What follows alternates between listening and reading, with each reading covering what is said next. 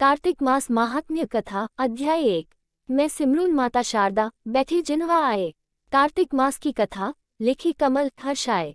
नैमिषारण्य तीर्थ में श्री सूत जी ने 88,000 सनकादि ऋषियों से कहा, अब मैं आपको कार्तिक मास की कथा विस्तार पूर्वक सुनाता हूँ, जिसका श्रवण करने से मनुष्य के सभी पाप नष्ट हो जाते हैं और अंत समय में वैकुंठ धाम की प्राप्ति होती है। सूत जी ने कहा, श्री कृष्ण जी से अनुमति लेकर देवर्षि नारद के चले जाने के पश्चात सत्यभामा प्रसन्न होकर भगवान कृष्ण से बोली, हे प्रभु, मैं धन्य हुई, मेरा जन्म सफल हुआ। मुझ जैसी त्रैलोक्य सुंदरी के जन्मदाता भी धन्य है, जो आपकी 16,000 स्त्रियों के बीच में आपकी परम प्यारी पत्नी बनी। मैंने आपके साथ नारद जी को वह कल्पवृक्ष आदि पुरुष विधि पूर्वक दान में दिया, परंतु वही कल्पवृक्ष मेरे घर लहराया करता है। ये बात मृत्युलोक में किसी स्त्री को ज्ञात नहीं है। हे त्रिलोकीनाथ, मैं आपसे कुछ पूछने की इच्छुक हूँ।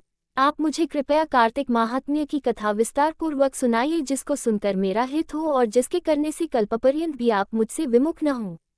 सूत जी आगे बोले, सत्यभामा के ऐसे वचन सुनकर श्री कृष्ण ने हंसते हुए सत्यभामा का हाथ पकड़ा और अपने सेवकों को वहीं रुकने के लिए कहकर विलासयुक्त अपनी पत्नी को कल्पवृक्ष के नीचे ले गए। फिर हंसकर बोले, हे प्रिय, 16,000 रानियों में से तुम मुझे प्राणों की समान प्यारी हो। तुम्हारे लिए मैंने इंद्र एवं देवताओं से विरोध किया था। हे कांते, जो बात तुमने मुझसे पूछी है उसे सुनो। एक दिन मैंने श्री कृष्ण तुम्हारी सत्यभामा इच्छा पूर्ति के लिए गरुड़ पर सवार होकर इंद्रलोक जाकर कल्पवृक्ष मांगा। इंद्र द्वारा मना किए जाने पर इंद्र एवं गरुड़ में घोर संग्राम हुआ और गौलोक में भी गरुड़ जी गौओं से युद्ध किया। गरुड़ की चोंच की चोट से उनके कान एवं पूंछ कटकर गिरने लगे, जिससे 3 वस्तुएं उत्पन्न हुई। कान से तंबाकू, पूंछ से गोभी और रक्त से मेहंदी बनी। इन तीनों का प्रयोग करने वाले को मोक्ष नहीं मिलता। तब गौ ने भी क्रोधित होकर गरुड़ पर वार किया, जिससे उनके 3 पंख टूटकर गिर गए। इनके पहले पंख से नीलकंठ, दूसरे से मोर और तीसरे से चकवा चकवी उत्पन्न हुए।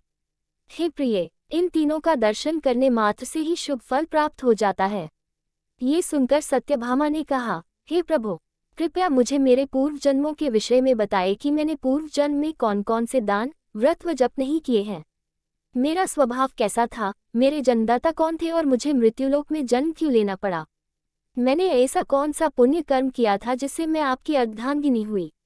श्री कृष्ण ने कहा, हे प्रिय, अब मैं तुम्हारे द्वारा पूर्व जन्म में किए गए पुण्य कर्मों को विस्तार पूर्वक कहता हूँ, उसे सुनो। पूर्व समय में सतयुग के अंत में मायापुरी में अत्रि गोत्र में वेदांत का ज्ञाता देवशर्मा नामक एक ब्राह्मण निवास करता था। वह प्रतिदिन अतिथियों की सेवा, हवन और सूर्य भगवान का पूजन किया करता था। वह सूर्य के समान तेजस्वी था। वृद्धावस्था में उसे गुणवती नामक कन्या की प्राप्ति हुई। उस पुत्रहीन ब्राह्मण ने अपनी कन्या का विवाह अपने ही चंद्र नामक शिष्य के साथ कर दिया।